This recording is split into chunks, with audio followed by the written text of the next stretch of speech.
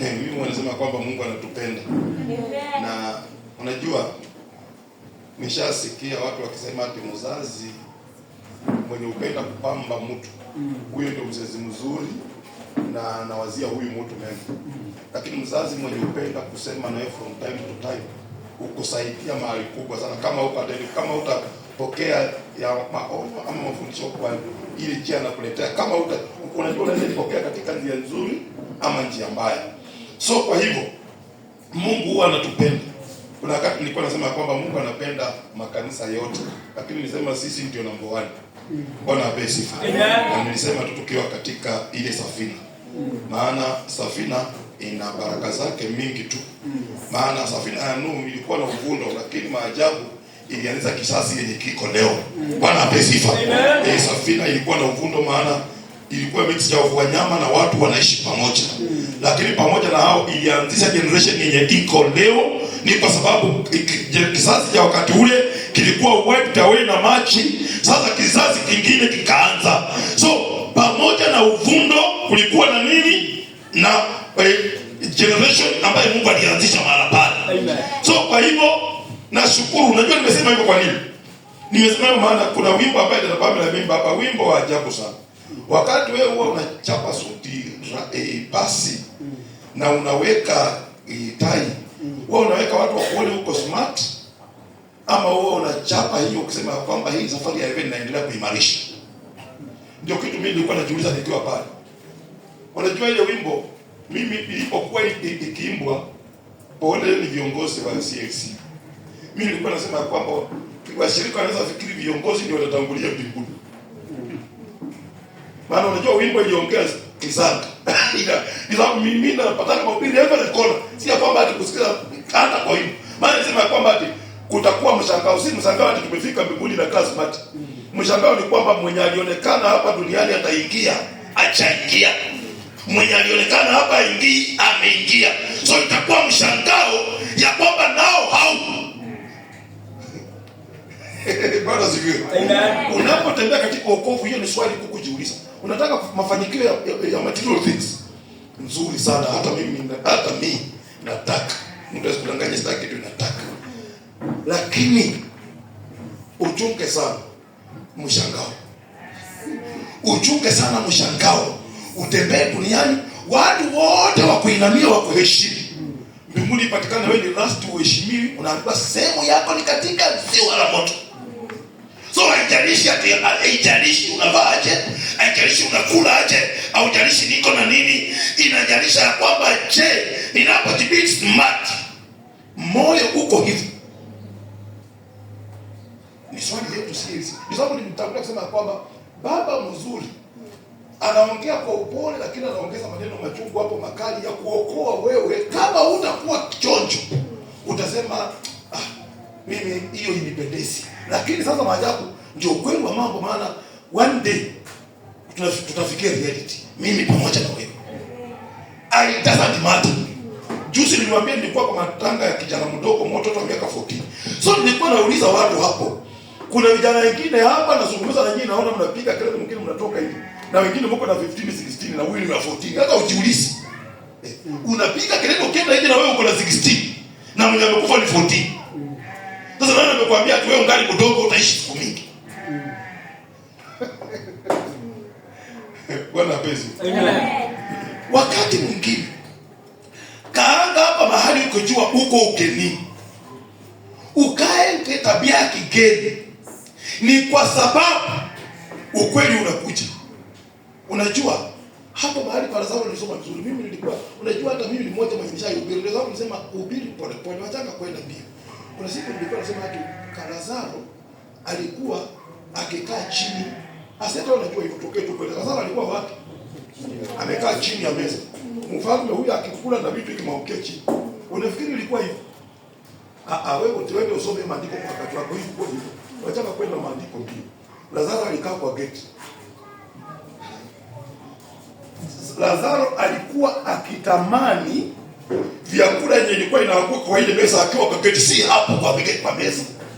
Hii ni challenge sana. Akasema kwamba sasa ona, Lazaro alikuwa anasema ona kwa hii boma watu wanakula tu vizuri, ona watu Chef amevaa kofia anatoka na chakula huko kipeleka kule, anasema ana imagine vile yule na meza yake meza mate kwa geti.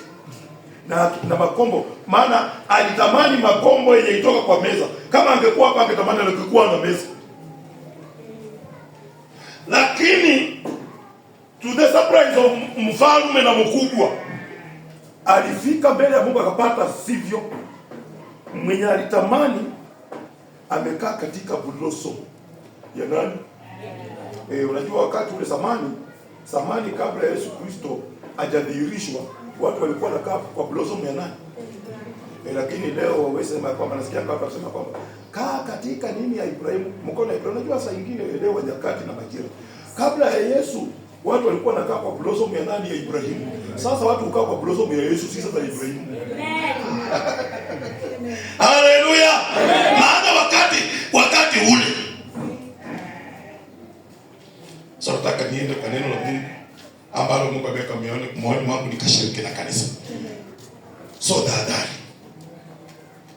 Mr. Werunga, Bwana akubariki na akutende mema. Unajua nikiangalia list yangu ya leadership ya series, unajua wewe ndio ulikuwa kiongozi na mbali kwa hii kanisa. Hata kabla pastor hajakuwa mzee.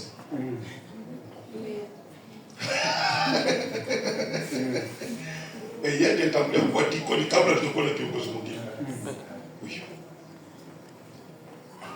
Na hiyo ufanye inafanyanga watu wanakutaja mbele ya Mungu, wanasema kwamba you had a purpose. Why don't you fulfill that purpose, oh God? You had a purpose. Bwana pesi. Amen. Shukuru Mungu, maana kuna mtu tulikumshana naye mengi juzi. Ni sawa. Bwana ni mwema na ni mwaminifu. Because God is so faithful. Najua. Unajua kuna wimbo mwingine walikuwa wanasema kwamba mti mzuri ndio inafanya nini? Ukiona kigongo matunda iko. Mti yenye ina matunda, majani imejaa hapa, kuna mtu anashughulika nayo. Wanasema iko green lakini mtu maana hakuna matunda hapo, wote iko watu wakiendana. Lakini mti yenye iko na matunda, ugonga unakuanga na alama mingi. Unakuanga na alama mingi. Ni kwa sababu ya kile kitu kiko hapa, maana mawe yaruhusu tu bure. Bwana pesi. Na ni sababu hata ukiwa mwokovu ukirushiwa mawe sana, ukiona mawe inakujaga upande wako. Bwana kaza Mungu jua ya kwamba ni matunda ndio inajaribu kutolewa kwako. Pande kwa neno la Bwana. Kuna neno Mungu aliweka katika moyo wangu wiki hii kuhusu hivi. Maana leo tunasema ni siku ya kuomba. Leo hata usubuhi maana sasa tunataka kwa digest hilo jaiona mpaka turudi katika masaa ya Bwana ambaye tuliagana noti. Okay. Neno la Mungu aliniweka moyoni mwangu nishiriki na kanisa ni hili. Niliita at 12 miracle baskets ndio nataka kuzungumzia.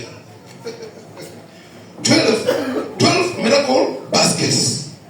Hilo ndio neno nataka tunishiriki kwa dakika chache. Maana ndio neno ambalo limetrend kwa moyo. Mnasema kati mimi na trend. Sasa neno limetrend kwa moyo wangu hii wiki ni hiyo. Amen. Si ile youth wanasema ina trend. By the way, msipo kwa mtandao nili trend this week last week.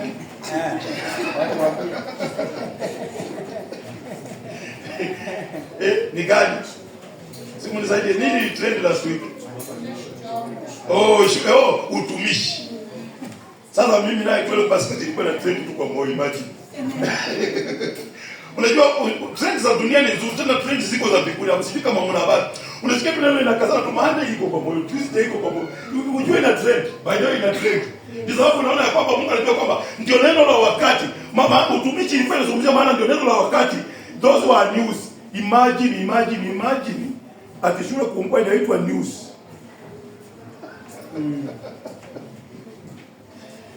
Anyway, sasa news ya wiki ndio hii. Wacha tusungumzie hiyo. Nilikuwa naangalia hili neno kwa njia hii wakati ambapo Bwana aliweka katika moyo wangu ya kwamba mara mingi kila mtu utaka kubarikiwa. Hakuna mtu hata mmoja hataki kubarikiwa, lakini tunapotaka kubarikiwa ni vizuri pia Mungu atusaidie, atufunulie kweli yake iwe pamoja nasi, si kweli ya kufundishwa, lakini kweli ambayo iko katika maisha yetu na mioyo yetu. Bwana apewe sifa. Amen. Yesu Kristo alipofanya kazi ya huduma ambaye ndiye kielelezo chetu, neno la Mungu limetuonyesha mara nyingi ya kwamba nimeona Yesu akihubiria watu. Akishamaliza kuhubiria, unasikia kwamba he had what?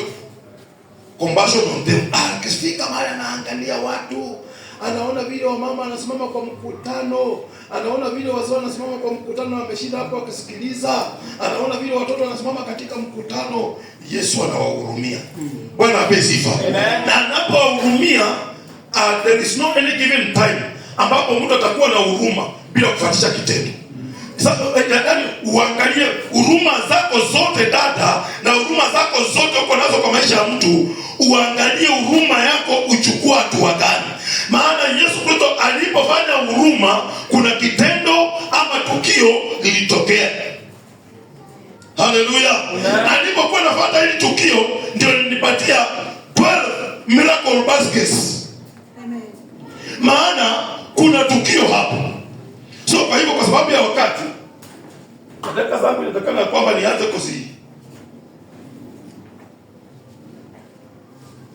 zilianza kuhesabika. So tuende kwa kitabu cha Mark.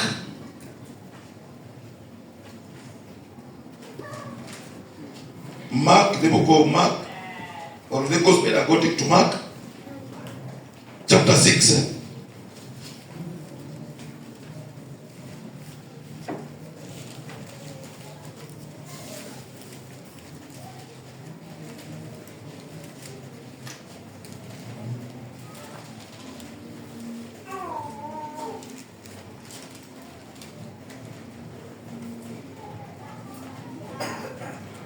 Hesabu ya multiplication inaendanga na hesabu ya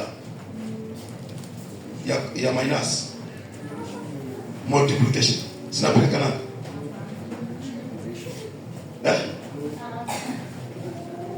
Multiplication nimesema kama inapelekana na, umesema hapa. Okay, tusome kitabu.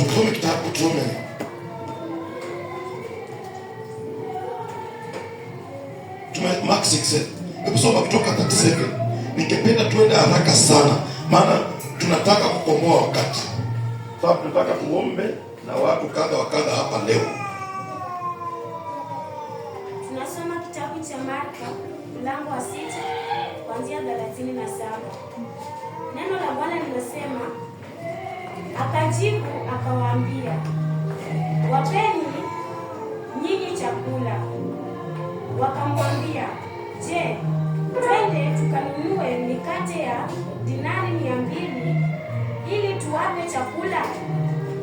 Akawaambia, mnayo mikate mingapi? Nendeni mkatazame. Walipokwisha kujua wakasema, 5 na samaki 2. Akawaagiza wawaketishe wote vikao penye majani mabichi. Wakaketi safu, hapa 100, hapa 50. Akaitoa ile mikate 5 na wale samaki 2, akatazama mbinguni, akashukuru, akaimega ile mikate, akawapa wanafunzi wake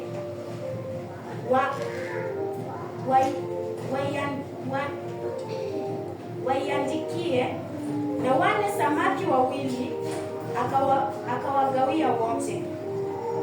Wakala wote wakashiba, wakaokota vipande vilivyomegwa vya kuweza kujaza vikapu 12, na vipande vya samaki pia. Amen.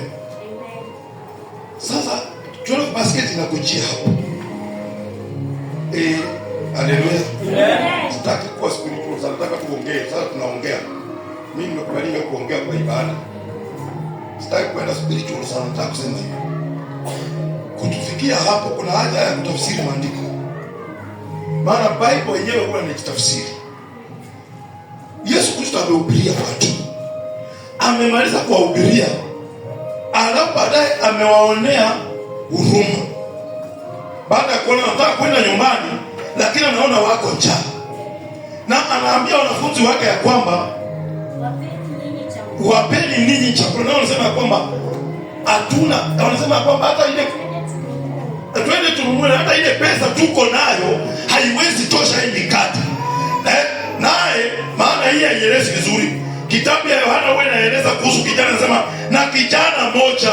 Hii samaki pamoja na mikate haikuwa tu from nowhere, ilikuwa katika mikono ya kijana moja ambaye alitembea mtu prepared. Unajua kuna watu mtu utembea na kitu, kuna watu watembea kila kitu.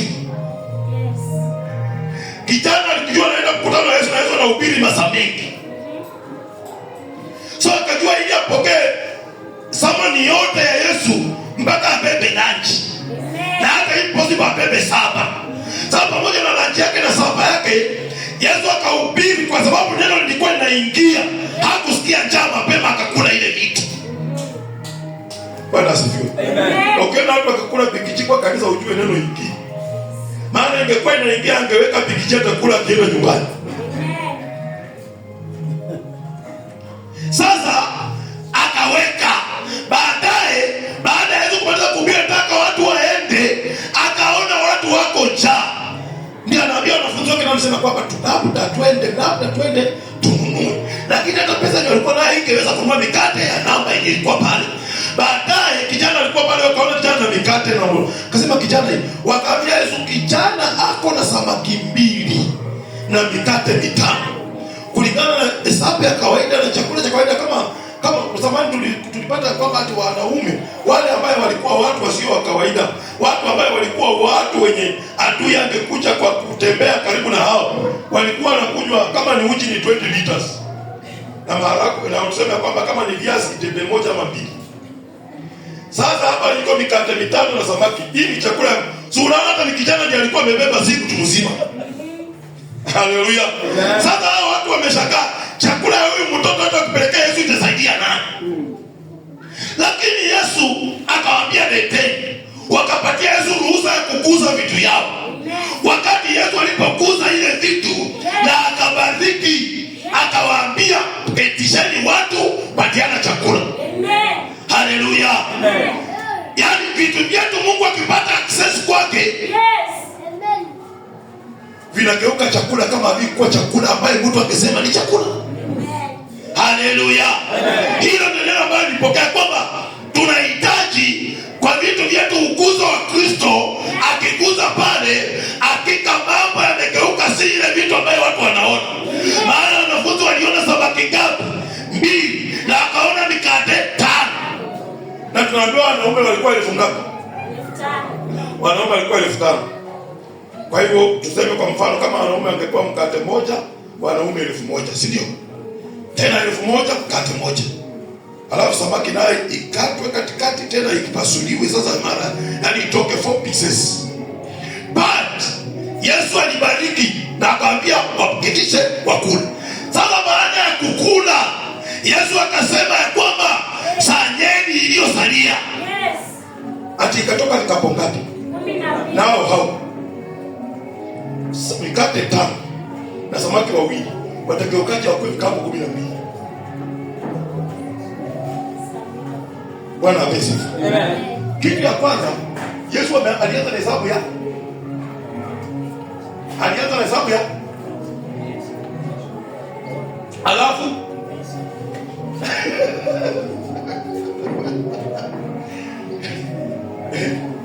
multiplication ilikuwa katika hii kubariki, si ndio?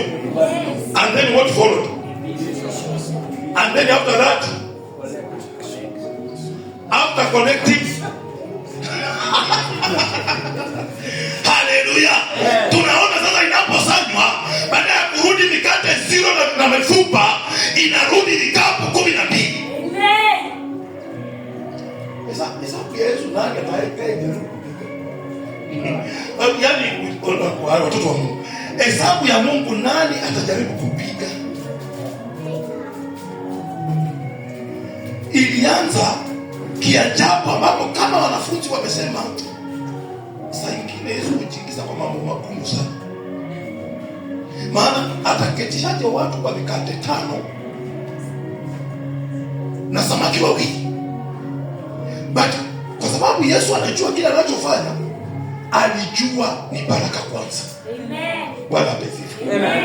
Mimi kuna watu nashukuru Bwana ni upata mshahara. Niliwaambia mshahara yenu itawasumbua sababu ya style yenye mnahandle nayo pesa yenu.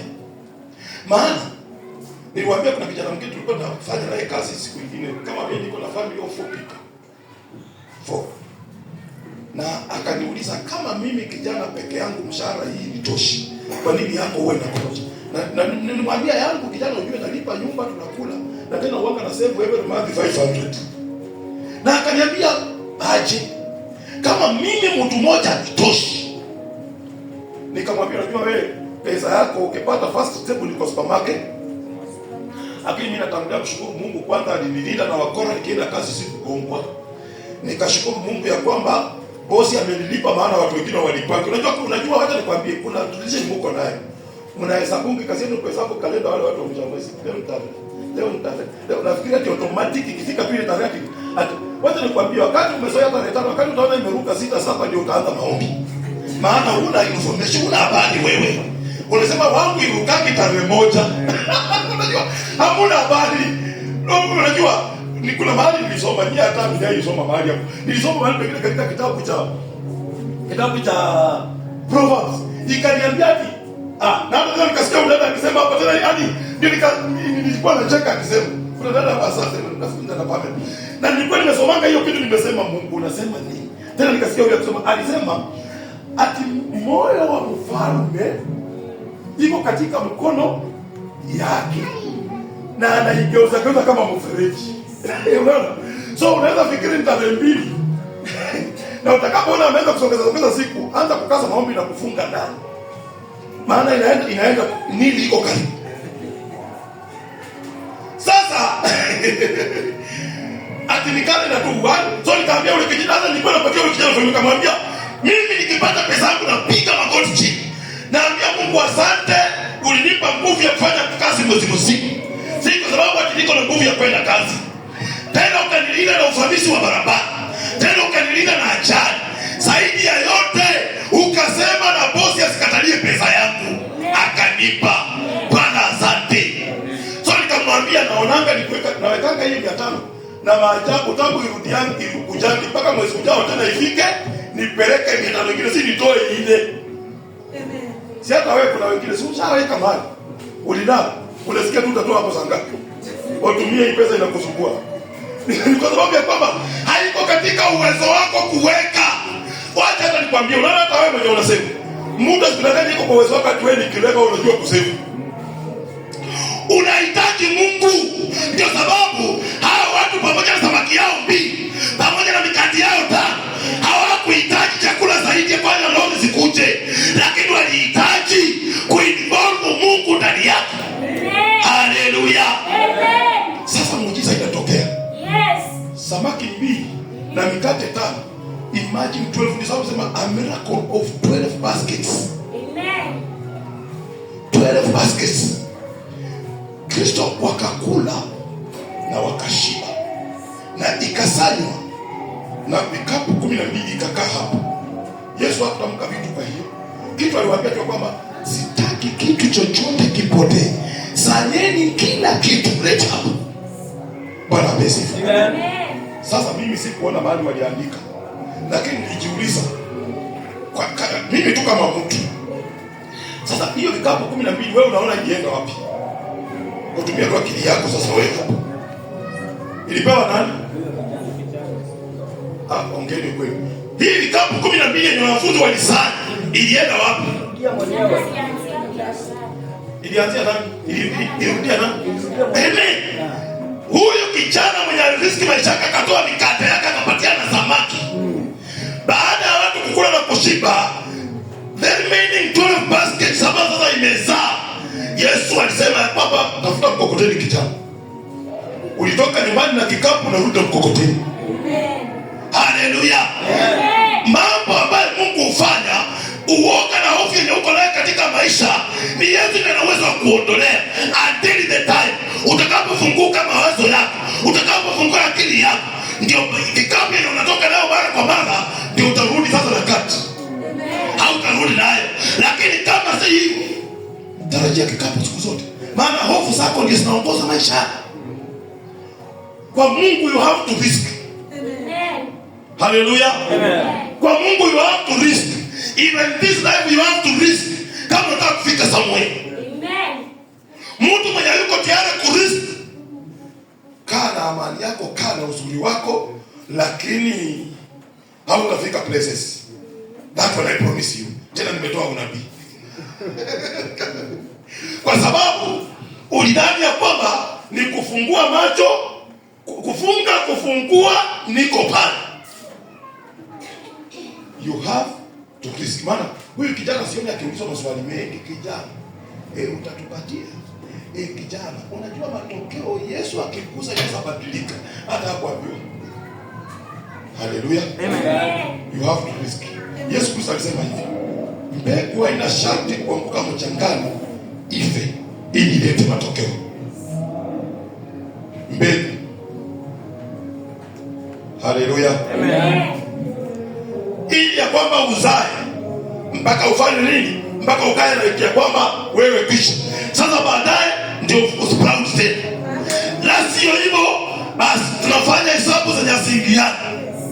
Haleluya. Amen. Kwa hivyo hii sababu nimesoma hapa, hakuna haja kuone. Nitakuongeza John, maana iko na meaning zaidi. John inaleta kilia zaidi, ndio nikuongeze. Lakini singesoma maana narudia hiyo, lakini kwa sababu ya ile yenye inaleta ndio inafanya ya kwamba ni somo. John 6, tena John 6. Unaona muujiza tena, hiyo vitu iko kwa chapter 6. Anaanza muujiza kuonyesha kwamba hiyo habari ni kweli. John 6.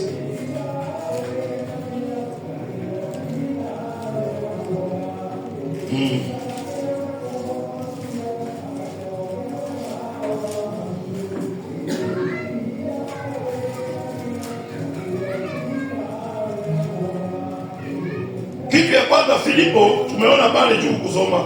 Hata hapa Filipo anasema, aliambia Yesu kwamba hata mshahara ni miezi 8 huwezi kulisha hawa watu wakashiba. Imagine mshahara ni miezi 8. Na sio alikuwa anasema mtu mmoja ama ya watu wote. Lakini anasema kwamba Philip answered him. Hiyo ni 7. Philip answered him, 8 months wages would not buy enough bread for each one to have a bite. Not just your sheep, to have a bite. Bwana amesifa. Aliambia Yesu, unajua kuna watu wengi wanaongea kama Filipo. Watu wako na akili mingi kuliko Yesu. Nani unajua? Yesu wewe unanijua vyema Bwana. Unanijua labda kwa hiyo niko mbele kusema, lakini Mungu you understand. Unajua you know me. Sasa unaona ni kwa sababu akili ya mwanadamu always imeng'ang'ana ku overtake akili ya Mungu. Bwana amesikia. Kila wakati akili ya mwanadamu ushindana na akili ya Mungu, na ushindana naye kupitia kwetu. Maana inapenda kufungia mapenzi ya Mungu outside. Ili ya kwamba to struggle on our own na tufike mahali to give up. Maana kila mtu mwenye alipambana kivyake aliishia kushindwa na kubeba mikono. So sababu ya wakati, another of his disciples, Andrew, Simon, another of his disciples, Andrew, Simon Peter's brother, spoke up. Here is a boy with the 5 small barley loaves and the 2 small fish. But how far will they go among so many? Jesus said, have the people sit down. Badala ya kusema ni kidogo, kalisha watu chini. Badala ya kumumunika, ketisha watu chini. Anasema ya kwamba there was plenty of grass in that place, and the men sat down, about 5,000 of them. Jesus then took the loaves, gave thanks, and distributed to those who were seated as much as they wanted. He did the same with the fish. When they had all had enough to eat, he said to his disciples, gather the pieces that are left over. Let nothing be wasted. So they gathered them and filled 12 baskets with the pieces of the 5 barley loaves, after over by those who left over by those who had eaten. So Yesu akawaambia kitu cha kwanza. Yesu hatataka tupotewe na kitu. Amesema kwamba the leftovers kitu chochote kisipotee, kiwekwe pamoja na ihesabiwe. Yesu alikuwa na demonstrate jambo gani katika wanafunzi wake? Yesu alikuwa na demonstrate kwa wanafunzi wake kwamba wawe na imani kwake, wawache kutegemea akili zao, wamtegemee Kristo. Maana kama wameamua kweli kuwa wafuasi wa Kristo, wafuate Kristo na wadhihirishe kwamba maisha yao yako katika mikono ya Kristo Yesu. That's why nishare na wewe testimony kidogo pale mbele kwambia kwamba kuna siku niliambia kijana mmoja alikuwa anaitwa Kero, alikuwa rafiki yangu sana. Aliponiambia niache huwa nafanya napata pesa natumia na inabaki, na yeye inafika tarehe 15 kama ameanza kuchukua mkopo. Na siku niliyomwambia yeye alisema basi, akaniambia basi wewe utakuwa kuhani wangu. Hivyo ndiye aliambia. Haleluya. Amen. Usijaribu kunikondolea macho hapa, angalia vizuri.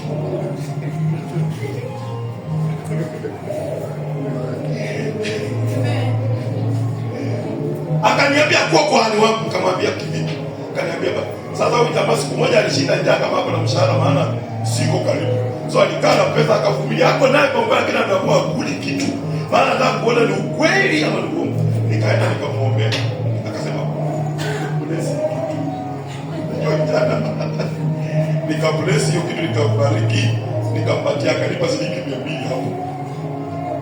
Alipofanikiwa aliniita kwa kusema, "Mchagua ni post. Ona siku na kitanda ndio hii. Siku na viti ndio hii. Nyumba yako imebarika." Akamwambia okay. Akasema, "Simbo tu hivyo." Nikamwambia simbo hivyo, hakuna mganga mwingine. Ni Yesu Kristo ndiye ubadilisha vitu kwa njia namna hiyo. Wapendwa, najua zingine zinakaa hadithi, lakini si hadithi. Jua sana, acha nikwambie.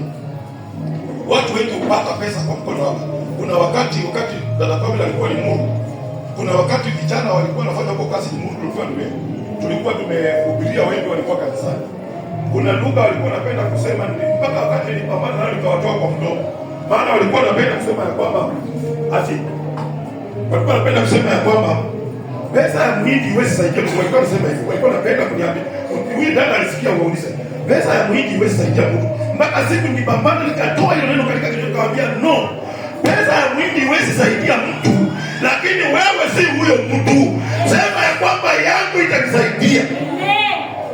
Wewe ndio ulijenga ama ujenga. Kwa hiyo kwa mwindi.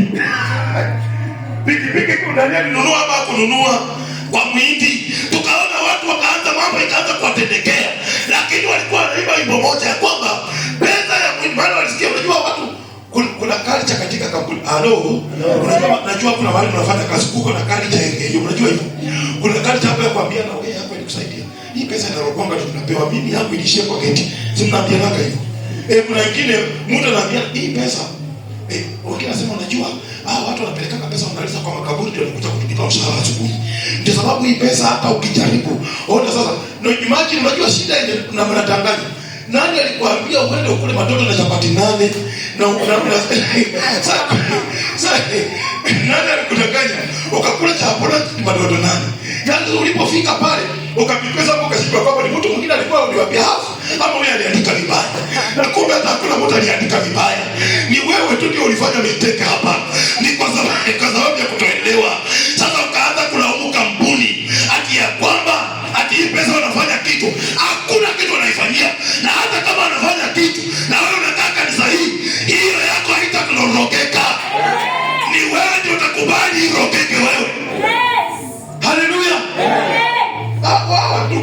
umeuliza wewe ati pesa ya mwindi. Pesa kanisa mtani pesa ya mwindi. Watu usingizi imelemea na wana kitu na wanafanya kazi usiku na mchana. Usiku na nikwambia ndio mpaka